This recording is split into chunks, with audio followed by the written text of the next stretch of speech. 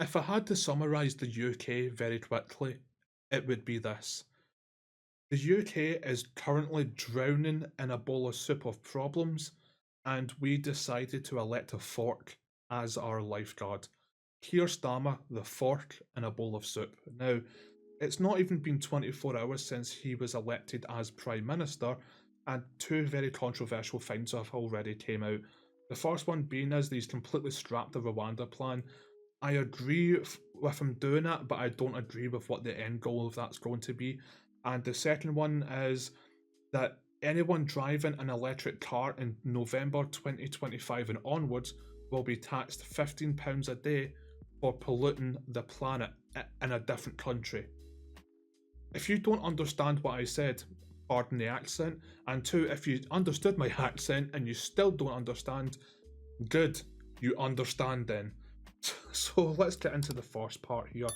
Now, I'll put this up on screen if you want to read it, but if for anyone who's not heard of this Rwanda plan, if you're not from the UK watching this, at face value, basically Rishi Sunak came up with this plan to send illegal immigrants in the UK to Rwanda. I think they were going to pay them about £2,000 to £3,000, and then pay for their flight over to Rwanda. Which I've seen the hotels and where they were going to be staying. They looked really nice. Shame it's Rwanda, but still, it looked really nice at this compound that they were going to be staying at. A lot nicer than where I'm living, and most other people I know are living in the UK. A lot more bougier, to say the very least. And yeah, this completely fell through. I think a few people took the money, illegal immigrants, and just ran back to the house in the UK, never be heard or seen again. You know, a free £3,000 donation right into their bank account, smashing, and that disappeared very quickly. No other illegal immigrants were willing to fly over to Rwanda, and it did not discourage any criminals from getting these illegal immigrants over from their country into ours and discouraging the illegal immigrants themselves, which is what Keir Starmer said in a very recent speech, and I do agree with him. However, will Keir Starmer make anything that is a lot stronger and a lot more, dare I say it, physically violent against these people to either deter them from coming in or violently kick these people back out of the UK? Nope, he will not be doing that in any way, shape or form. You've got to bear in mind that Keir Starmer is probably the most spineless leader of this country that we've ever had. This is a man on several occasions who refused to say what a woman is because he was scared of being cancelled by the LGTV 4K 60 FPS BBQ use code CHILDRUMOR for 10% off at checkout, people mob. Is it transphobic to say only women have a cervix?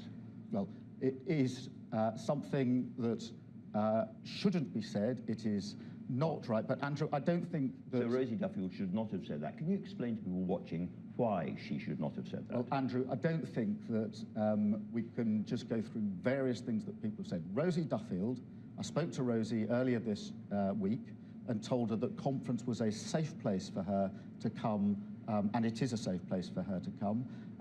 And I spoke to others to make exactly the same principle. We do everybody a disservice when we reduce what is a really important issue to these exchanges on particular things that are said. The trans community are, as I say, the most marginalised and abused of many, many communities, and we need to make progress on the gender recognition. And also, he refused to wear an England football shirt during the football season here because it might offend people. Do you really want somebody that spineless running a country? No. Do you really think he's going to put any hard borders in any way, shape or form into the UK to deter third world, people who are in a third world country and an insane asylum in that country, arguably the most loony bin people of loony bin people possible?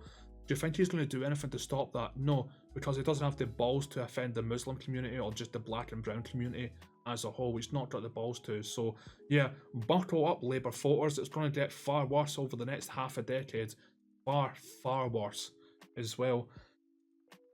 People are absolutely beyond fed up with the illegal immigrant problem here, because people are starting to just wake up and just realise that they're getting sick to death of being called racist for hating this, and people are just starting to go, yeah, I'm racist, I don't care, I want these third world black and brown people out of my country. They come over to here and rest of Europe and rape and kill little kids, and then they just claim all of the money, completely turn the streets to shit, and just fuck off eventually once they've got enough money to send back home. or they'll just stay here living for as long as possible, committing God knows how many crimes for as long as possible. People are fed up with it, and people who voted Labour thinking that this would change, yeah, those people who voted have the IQ of a winter snap, at least the temperature of it. Now, let's talk about the electric cars polluting the planet that's coming from another country, which British people have to pay taxes on now. God, I don't know if I'm going to be able to make sense of this, because it isn't to make sense to begin with. So from 2025 in November going forward, if you drive an electric car, you will be taxed £15 a day for driving, because this is polluting a planet. Sorry, this is polluting a country that's obviously outside of the UK, which is probably somewhere where lithium mining is going on for these big bastard electric batteries or electric cars. So we've got to pay the tax because another country is polluting its own country.